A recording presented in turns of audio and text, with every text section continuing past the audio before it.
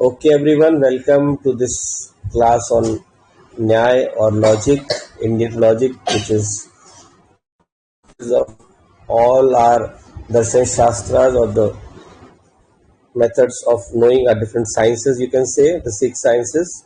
So, out of these, we are taking up Nyaya for now because once you understand, to understand all other shastras. So, let's start with the chanting first. ॐ सहनाववतु सहनौ भुनक्तु सह वीर्यं करवावहै तेजस्विनावधीतमस्तु मा विद्विषावहै ॐ शान्ति शान्ति शान्तिः ॐ गणानां त्वा गणपतिगं हवामहे कविं कवीनामुपमश्रवस्तमं ज्येष्ठराजं ब्रह्मणां ब्रह्मणस्पत आनशृण्वन्नोतिभिः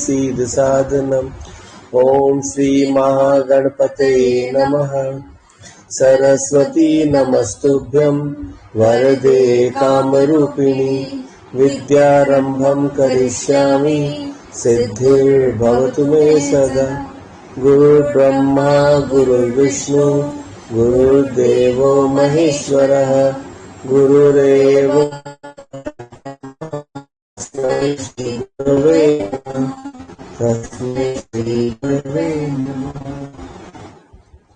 So let's start this class on the Nyaya Sutras. We have covered up till the 14th sutra so far.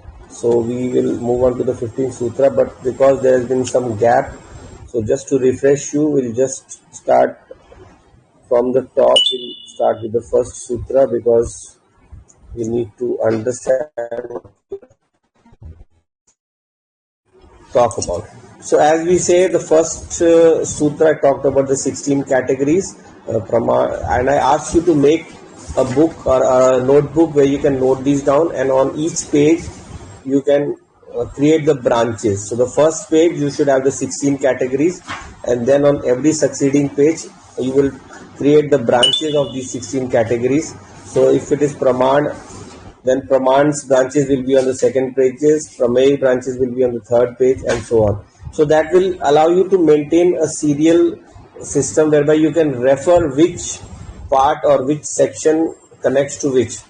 And then at the bottom of the page, once you have created the branches, you can write down your notes or your descriptions of all of these elements that we are talking about. So the first page should be these 16 categories. You can draw a line and then create 16 branches. And so we have this Praman, Prameya, Sanshay, Prayojan, Drishtant, Siddhant, Avyav, Tark, Nirnay, Vad, Jalp, Vitanda, Hetvabhas, Chal, Jati, Nigrah Sthananam.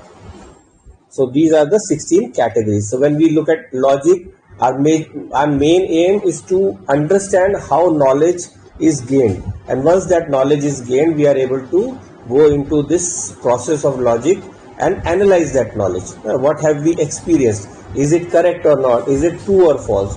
And then finally, the final part is about the logical fallacies, where we understand how we may be misled from that correct knowledge, how there are different ways by which people or our senses might lead us to a false knowledge. So we have to be very wary of that. We have to be very aware that we do not move away from this process by which we can ascertain the truth of any knowledge, the veracity of any knowledge. So out of these, as we have seen, we have done the 14 sutras so far. So we're just revising the first one. That this is the 16 categories: Pramana, which is the right knowledge, then Pramay, which is the object of right knowledge or the instrument, you can say. Then Sanshaya is doubt, where you have a lack of clarity about the knowledge. Then you have Prayojan, or the purpose, why we attain any knowledge, or what is the benefit of attaining any kind of knowledge. Then Drishtant, so where you have an example or a familiar instance by which you can analyze that knowledge, you can compare that knowledge to another knowledge. And then siddhant, or you can say the theory or the statement of proposition rather, where you tell which proposition we are going to establish, and then you go about giving your logic for establishing that proposition, right? And then you have avyava, the different parts of a debate, the different parts of any analysis, right? And then you have tarka, which is basically debate. Then you have nirnay, nirnay we will tark. So tark nirnay to just decide by method of debate how you can know something. And then you have vad, where you two people are opposing, discussing or opposing points of view and trying to establish their own viewpoint. Then you have jalpa, where a person is trying to establish that the other person is wrong only. He is not interested whether the person may be right. His main aim is refutation, but he will take the opposite stance of the person trying to prove something. And then we have vitanda, which is the extreme form, where the person has nothing to prove. He will only your viewpoint, whatever you are trying to do right, he will be able to go for this. He will try to criticize it, right? So in this way, you have with the different ways you can be misled from that knowledge. Then these are the main ones. Then you have hetvabhas. Hetvabhas is also similar category, where something appears like a correct example or a correct cause of any explanation. So for anything that you need, you have to anything that you need to establish, you have to have a cause for that. So that cause is hetu, and hetu is the correct cause, but hetvabhas is the appearance of a cause. So anything that appears to be the correct cause of a proposition, but it is actually not the right one. Right? Then you have chala. Chala is the method of fooling someone. It's the way of someone is trying to establish something. You are using wrong means to lead that person. So all these have various other subdivisions. We will come to that with time. And then jati. There are the different categories that you can divide into an argument, the different parts of an argument, which section you can keep them in. And then nigraha sthana namda, they are the occasion for rebuke, or the reasons how you can fool the other person and establish a wrong tenet. These are basically, you can say in modern language, logical fallacies. But you remember that the logical fallacies that will come under nigraha sthana nam are of course the main ones, but there are some that will come under chala also. So there are 4 more there, and then you have hetvabhas also. So there are 4 more there also. So overall, if you have 22 in the last category, then you have 4 and 4, 16, 8 more, then that comes to 30. So we'll come to that when we reach there. Okay. So I'm not moving ahead. So the final words of this sutra are tattva jnanat nishreyas sadhigam. So these, by knowledge of the 16 categories, tattva jnanat.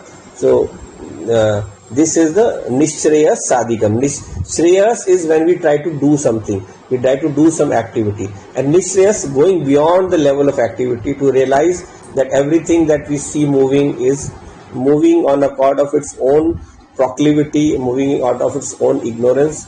And so that if you have to go to that highest state of nishreyas, then that is where you are beyond all activities, right? And so when I see myself as that chaitanya rupam, that consciousness, then this I realize that I myself do not do any activity. It is by me or due to my power that anything does any activity. Okay. So these are basically the 16 categories. And then you have the next sutra, Dukha Janma Pravritti Dosha Mithya Jnana Nam Uttarupaye Tadanantarat Apayad Varga. So in this second sutra, the different ways in which, or the different steps in which we reach towards that ultimate stage of release or self-realization or moksha. So for that, dukkha janma pravritti दोष मिथ्या ज्ञाना नाम उत्तर उत्तर उपाय तदंतर apayat apavarga. So apavarga is release. So if you have to go in the reverse order in this sutra. So if you are looking at these, then if you go from the beginning, it is pain, birth, activity, faults, and misapprehension. But it starts with misapprehension, right? So whenever you are born into this world, how are you born into the world? By misapprehension of your infinite nature. Once that misapprehension comes, then you have mithya jnana, the faults coming in there. So you have dosha coming in. There are different faults that come into your behavior. You behave like a limited of this pravritti dosh, you get into the cycle of birth and death. Dukkha and janma. So janma, you get born and reborn, and then due to that birth, you experience rather the joys and sorrows of the world.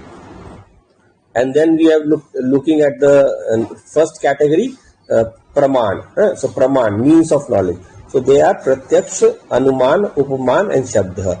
So we are not going to details there. We have seen that in some detail earlier. Pratyaksha is direct knowledge, direct perception. Anuman is indirect knowledge or inference. Then Upaman is by knowledge by comparison, and Shabdaha is the Vedic knowledge or the knowledge of a reliable person. Someone has told you something, that person is reliable, we accept what that person is saying. So Pratyaksh, we directly perceive something. Anuman, we infer, like we saw the example of the fire on the hill. So if there is some smoke we see coming from the hill, we can infer that there is fire. So that process we have seen in complete detail. Right? And then how this knowledge is, the direct knowledge is obtained, that is in the fourth sutra, Indriya Artha Sannikarsha Utpannam. So Jnanam Avyapadesham Avyavichari Vyavasatnat Pratyaksham. So remember to take this down into your second page, where you are going into the different branches of Pramana. So in Pramana you have the four different Pramanams, right? Then in Pratyaksham, what is the Pratyaksham? Direct knowledge. So how is direct knowledge obtained? Indriya Artha Sannikarsha Utpannam. So this has a few very technical words that really specify this knowledge, so there is no mistake. No, so that is the purpose of a sutra. It creates a boundary condition for our knowledge. It creates a boundary condition. So in that boundary condition, whatever is included, nothing can go outside that boundary condition. So it must be very precise and accurate. So what does it say here? Indriya Artha Sannikarsha. So by the contact of the Indriya or the sense organs with the sense objects, Artha. So when the sense organs come in contact with the sense object, like if I am seeing a ball with my eyes, so the ball is the Artha, and my eyes or the seeing power of the eyes is the Indriya. So Sannikarsha Utpannam, by their close contact, Utpannam Jnanam, there is a knowledge that is born. What kind of knowledge? Avyapadesham. Right? So this is Avyapadesham is something that need not be said in words. There might be a word for that knowledge or that object you are experiencing, which is given to you later on by common consensus, or some say that the word is actually inherent in that object. So that is a longer debate. We will not go into that. But that knowledge, that Jnanam, has to be Avyapadesham. It does not need words to be said. You are seeing a ball, you are seeing a ball. You can see all the shape of the ball, size of the ball, the color, texture, feel, even smell, everything. So all the five sense organs will give you different information about that ball. So that gives you a complete mental picture of the ball. So how does that picture come? It comes into your mind. The knowledge is not something that is born, that the object comes within you. The object, the mind forms a picture of the object. It takes what we call vritti vyapti and phala vyapti. First, the mind along with consciousness, it envelops the object, and that object, once it is enveloped, it takes on the shape of that object, and that shape is what is perceived within our mind, which comes into our mind, and we are able to say, yes, this is a ball. So In this way, this knowledge is avyapadeshan, and avyapadeshan non-changing. Once I have perceived ball, then I know that this is this particular object only and not something else. It is not a bat or a piece of wood or whatever, right? Nothing different from that. So vyavasayatmak pratyaksham. So something that is of the nature of transaction, right? Any knowledge is in the form of a transaction between a uh, sense organ and the sense object. So if we go to buy something, we need to pay the price of that object. We pay the price and we buy that, and that object comes to us and we are able to take it home. So that is a transaction. Here also, what is the transaction? The transaction is between the indriya, the sense organ, and the uh, sense object, right? So in that transaction, what is the currency? The currency is the seeing power, that power by which we see, or the power through which we perceive rather. Huh? So through the eyes, it's the seeing power; through the ear, it's the hearing power; through the nose, it's the smelling power, and so on. For all the five sense organs. So these five sense organs, they perceive an object and they bring a composite picture of that object into the mind. And then the fifth sutra, athaha tatta purvakam vividham anumanam purvavat sheshvat samanyato drishtam. So inference, the inference is inference or anuman. So athaha tatta purvakam vividham anuman purvavat sheshvat samanyato drishtam. So if there is inference of any object, inference of any knowledge, it has to be three kinds. One is the uh, purvavat. So something that we have perceived earlier and now you are observing it again. So you can say that this is something I perceived earlier. This must be something that I had perceived earlier only. Then posterior, sheshavat, something that you will experience later on, but you have not yet seen it, right? Like the example we saw in the smoke and fire, sheshvat. So there you have not yet seen the fire, you have seen the smoke, but you have inferred the smoke from that. But you can make that anuman into a pratyaksham. You can make that inferential knowledge into a direct knowledge by going directly to the fire. Once you reach there, Sheshavat, then you can directly experience that. And then Samanyato Drishtam, something that is a uh, common thing perceived by all people, right? I have not personally perceived something.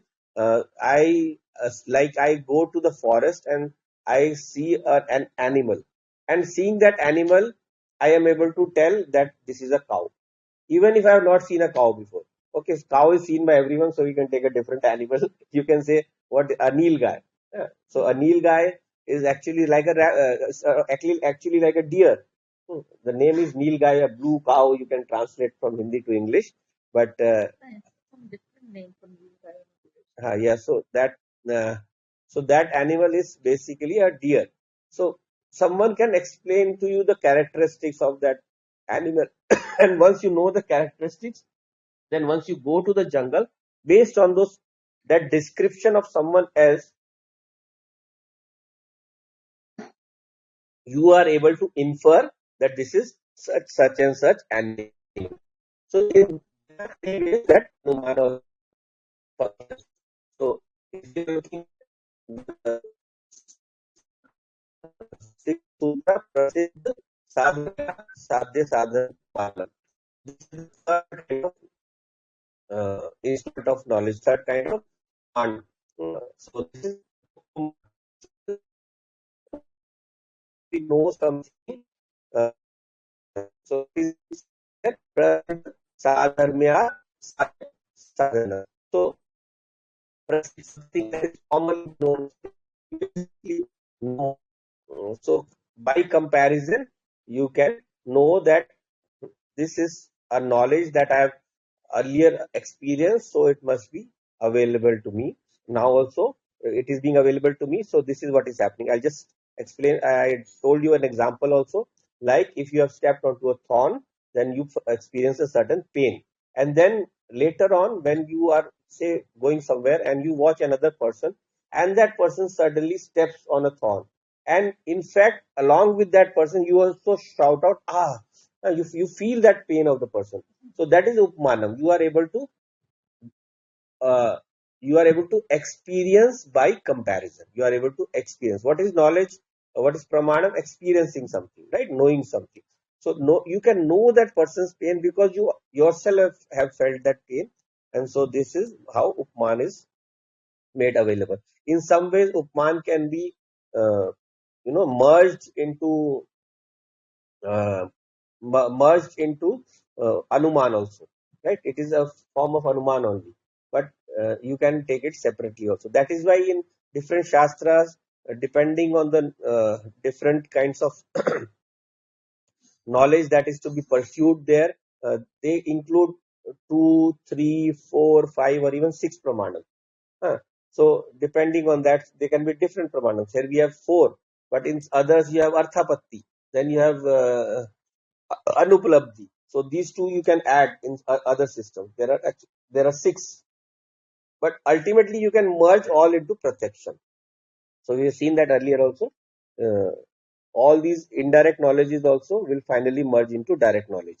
And then the seventh one, Apta Updeshaha Shabdaha. So Shabdaha is verbal testimony. It is the instructive assertion of a reliable person. So, apt updesha, reliable person, his updesha. So, for that, whenever there is a reliable person saying something, we accept that. That is why Veda also is we call Shabda. Why? Because it is the testimony of a rishi who tells us that he has heard so and so mantras in his meditation. And as I've said earlier also, what is the verification for that? The same mantras have been heard not by just one rishi, but many rishis over time, and they have compared and found them all to be identical. And that is why we accept the Veda as a body of knowledge which is available to us through through our uh, inner contact, what we call yogasht pratakshaha, by that knowledge of internal connection with the highest power. Once that connection is established, all the knowledge of the universe, which is the Vedas, is made available to us. So that Vedic knowledge, for it available to us, we have to have a high level of purity, a very high level of purity. Once that purity is there, we can easily attain that knowledge. So that aptukteshaha shabda. Then Sa Dvivido, the eighth sutra, Sa Dvivido, Drishta Adrishta Arthatvat. So that Aptupdesha is of two kinds, that which refers to uh, Dvivido two times, Drishta and Adrishta Arthatvat. Refers to matter which is seen and which is not seen. What is seen? Like someone told you, I went to a certain town, and at the corner of this town there is a fair going on, rather a circus going on, and that circus I saw, and these are all the acts that were performed in the circus. So you trust that person when he tells you, you agree that yes, he must have seen that thing, and that knowledge of his becomes your own. That is Shabda Gyan, which is Drishta. Drishta, directly seen. And then Adrishta. This is the knowledge of the Vedas, the Vedic knowledge, or any inner knowledge which is not obtained through direct perception, right? Not obtained through what we call sensual perception. The sense organs don't perceive that knowledge, right? So in this way, you can get that higher knowledge. So that also from the testimony of a reliable person, you can know. Okay, and then we are into the ninth sutra. Mm. So these are the second. So this is for your third page. On the third page, you write prameyam, and then you write the different divisions. What are the different divisions? Atma, Sharir, Indriya, Arth, Buddhi, Manaha, Pravritti, Dosh, Pretyabhav, Phal, Dukha, Apavarga, Prameyam. So Atma, or the soul, Sharir, the body, Indriya, the sense organs, Artha, the objects of the sense organs, the sense objects, then Buddhi, the intellect, Manaha, the mind, Pravritti, activity or karma or action, then Dosh, Pravritti Dosh, fault, mm, then Pretyabhav, it's moving from one body to another, transmigration, Pretyabhav, Phal, fruits of our actions, Dukh, sadness or pain, and apavarga. Apavarga is release, moksha. So these are all the prameyams, right? So how many do we have here? So soul, body, senses, objects of sense, intellect, mind, activity, fault, transmigration, fruit, pain and release. So all 12 here, right? So prameyam can also be divided into 12 further subdivisions. Okay, and then we have the 10th verse: Ichha, Dvesh, Prayatna, Sukha, Dukha, Jnanani, Atmano, Lingam, Iti. So the marks of the soul. So again, I am repeating to you, you have to be very careful. In Nyaya, when we are talking about Atma or the soul in the manifest plane, then it is the Jivatma. Jivatma consists of the reflected consciousness, the consciousness that is coming, uh, being reflected by the mind into the body, and which thereby energizes or gives life to the body, right? So that consciousness, once it is available through this through the soul, then this atma or the consciousness, which is actually infinite, it appears divided, since it is functioning through the body. So when it is functioning through the body, it appears to take on the characteristics of the body. So that consciousness, in association with the mind and the sense organs and this what we call the Sukshma Shariram in Vedantic terms.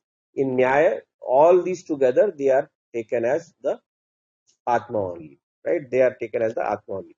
Right? So the so when we are talking about Atma or Jivatma, then we are talking about the divided soul in conjunction with the mind and sense organs. Hmm, right? So in this way, this when so you can say that in the pure atma or in the infinite atma, there cannot be anything like activity or this desire, etc., right? But when we are talking about the jiva atma, their desire is there. Why? Because if this jiva atma is born out of desire. When this jiva atma, how does it come into being? He comes into being when he realizes, when he has misapprehension about his true nature, and then he tries and he becomes limited, right? So this jiva atma,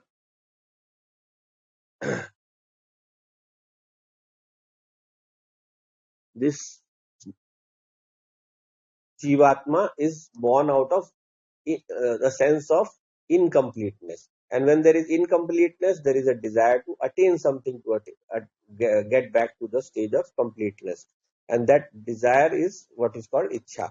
And that Ichha, out of that Ichha or that desire is born Dvesha or aversion. Hmm. Rag, Dvesha, you can say. So meeting will end in 10 minutes. We'll resume. We will disconnect and reconnect after that. Okay. So Ichha, Dvesh, Prayatna. Prayatna is any kind of effort we make to fulfill our desires.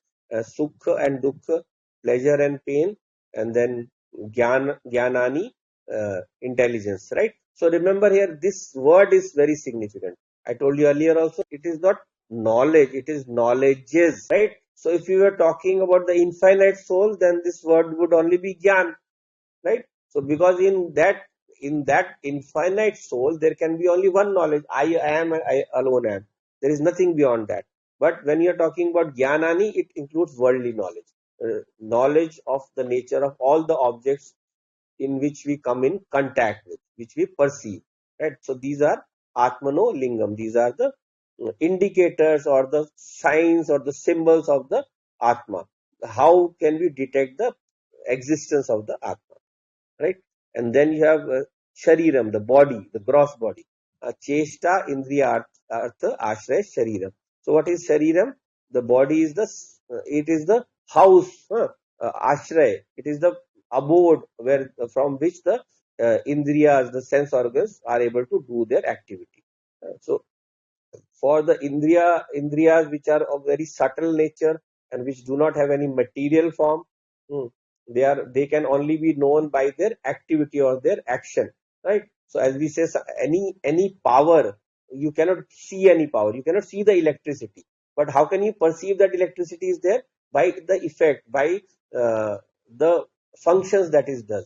So if there is a fan, it will rotate. So you can know that due to the rotation of the fan, electricity must be there. You never see that electricity, you can never can, right? So in these indriyas also, they are known indirectly, right?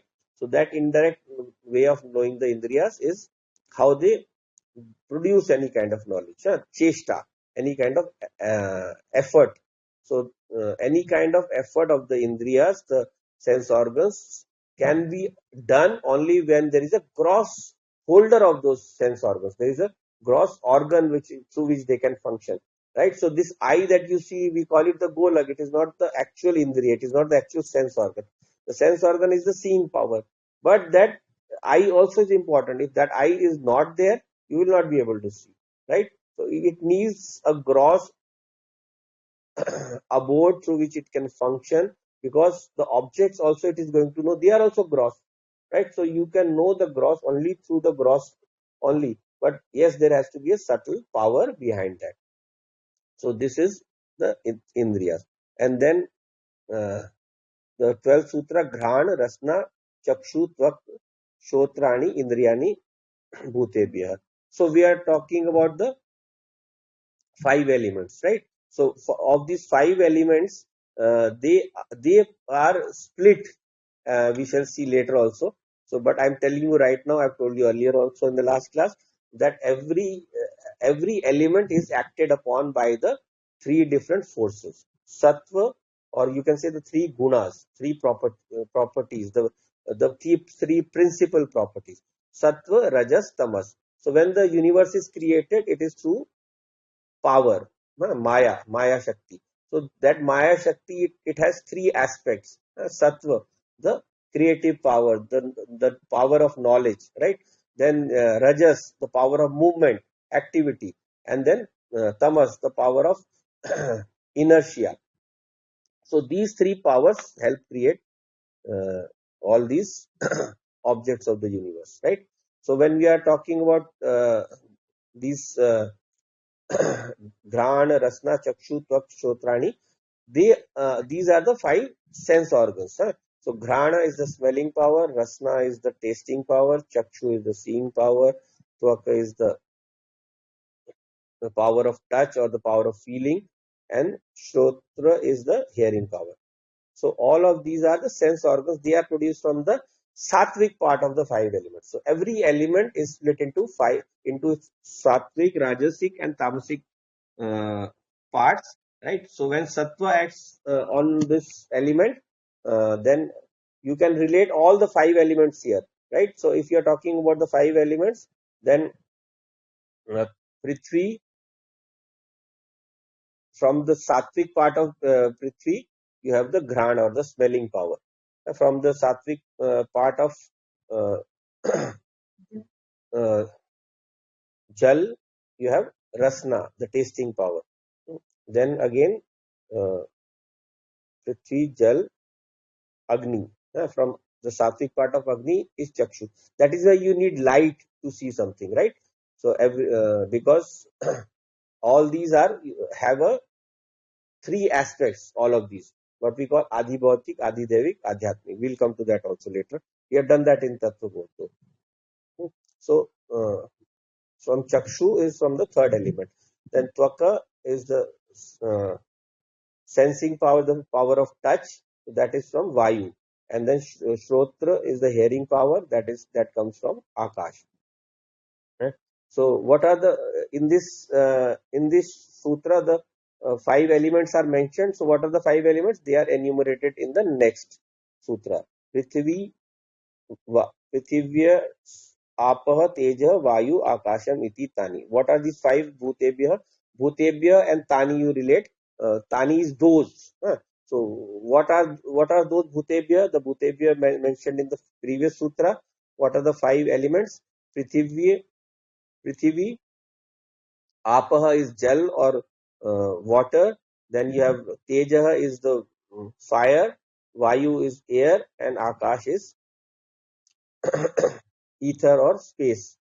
So we have seen earlier also, these are the five elements. They are not just like five elements as in five objects, or like we say the West in today's modern science, the different elements we name. These are basically the five states of matter, right? So earth is the solid state of matter, water is the liquid, fire is energy, and air is the gaseous state, and space is space. Because modern science has come to the conclusion that space can bend, space can, you know, change in a gravitational field and so on. So definitely it is a form of matter.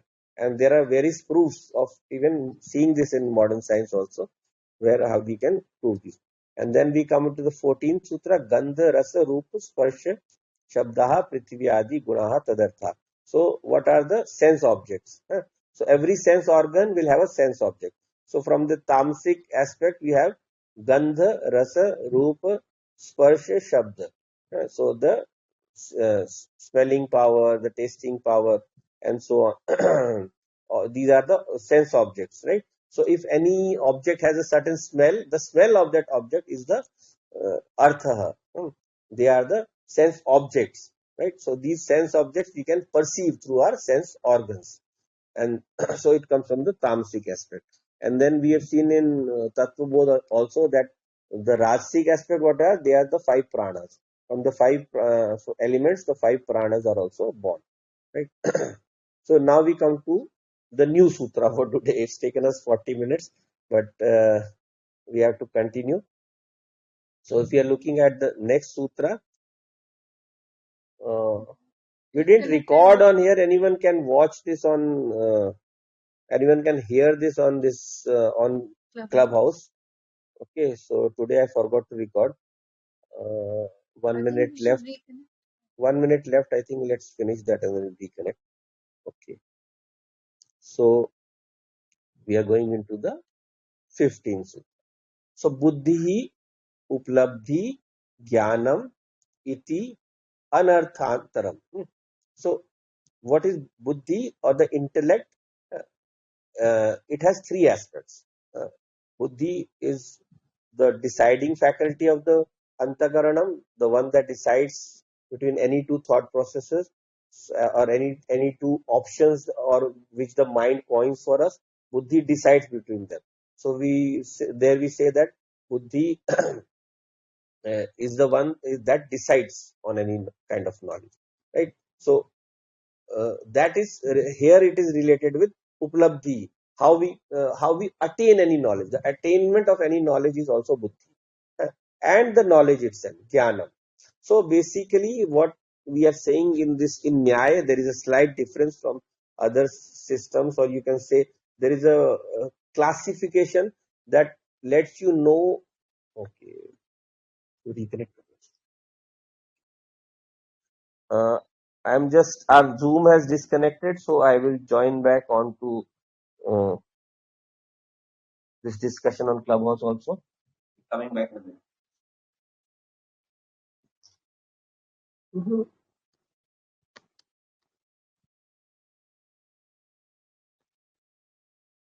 Start again.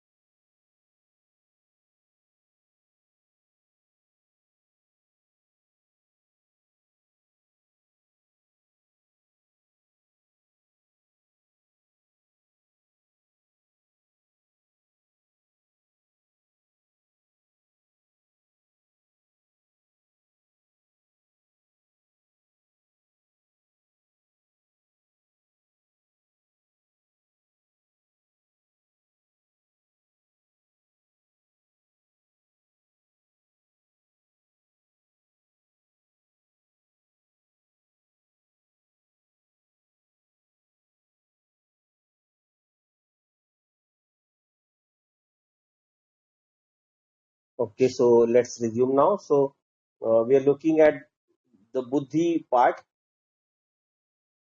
Recording in progress. Okay, we're recording the second part. So when we are looking at buddhi now, So buddhi is, as we said here, buddhi uplabdhi jnanam iti anarthantaram. So basically, the knowledge is inseparable from the knowing faculty or buddhi, and also is inseparable from the knowledge itself. So basically what we say in Nyaya is that the knowledge that is gained about any object, it is identical with the knowing faculty. So what is the knowing faculty in the what we call in normal parlance the antakaranam. Antakaranam is the inner instrument. Antakaranam, the inner instrument. So what is the antakaranam? It is divided into man, buddhi, chit, and ahankar. So it is not that this antakaranam is four different objects. Always remember that. It is not four different parts of anything. It is the same antakaranam, that is the inner instrument, which is when it functions as the one coining the options, or that is observing all the sense organs and their thoughts, then it is called manaha. Manaha, the one that is taking in all the options.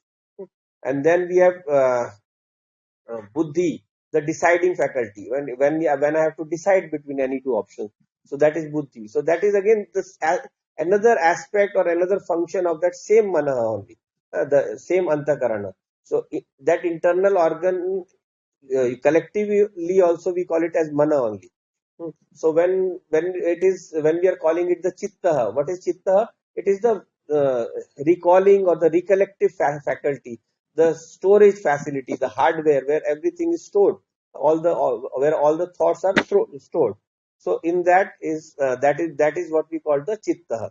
And then ahankara, the ego sense, the I sense, the one that says that I am doing something. So this ahankar, buddhi, man, and chitta, all these four constitute that inner instrument. But when we are taking up the same thing in Nyaya, then what is this Nyaya saying? Nyaya says buddhi is the same or identical with the knowledge itself. Buddhi, uplabdhi, jnanam. These three are the same. What is buddhi? The knowing instrument.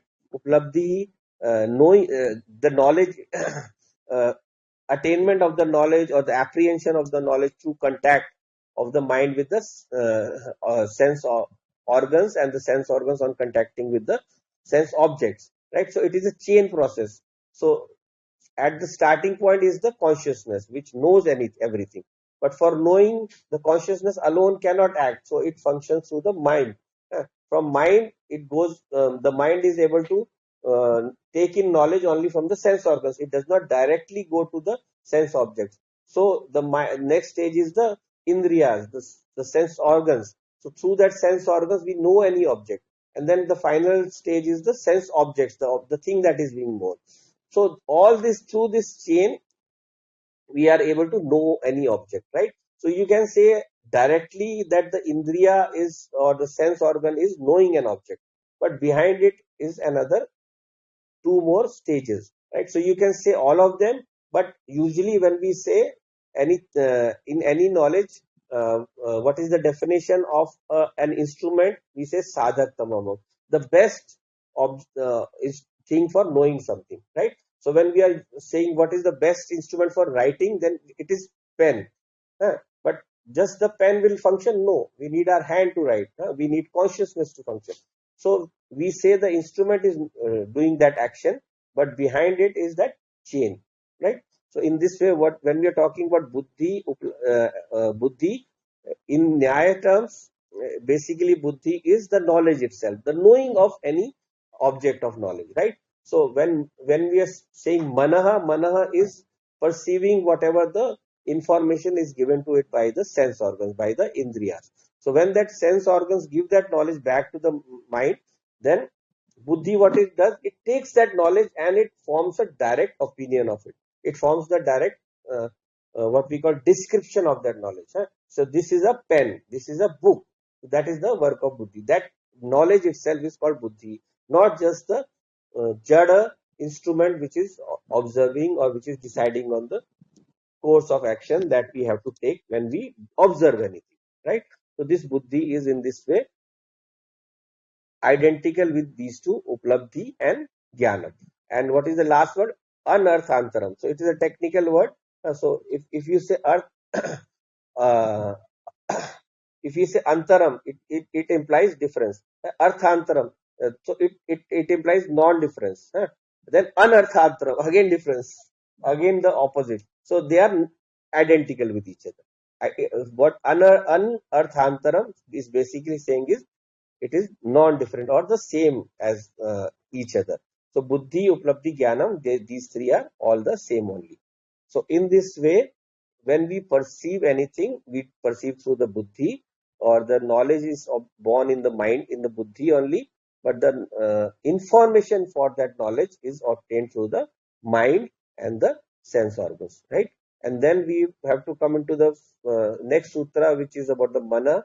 I think we'll wind up for today. We'll continue this in the next class, and there we can ask about the mind manasaha, where we understand what is the nature of the mind and how it takes us towards activity, how it makes us do all the different things that we do. Because without mind, there can be no activity, right? So we'll wind up for today.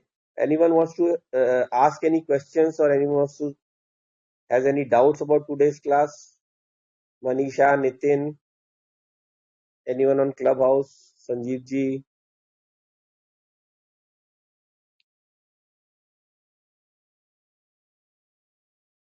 No?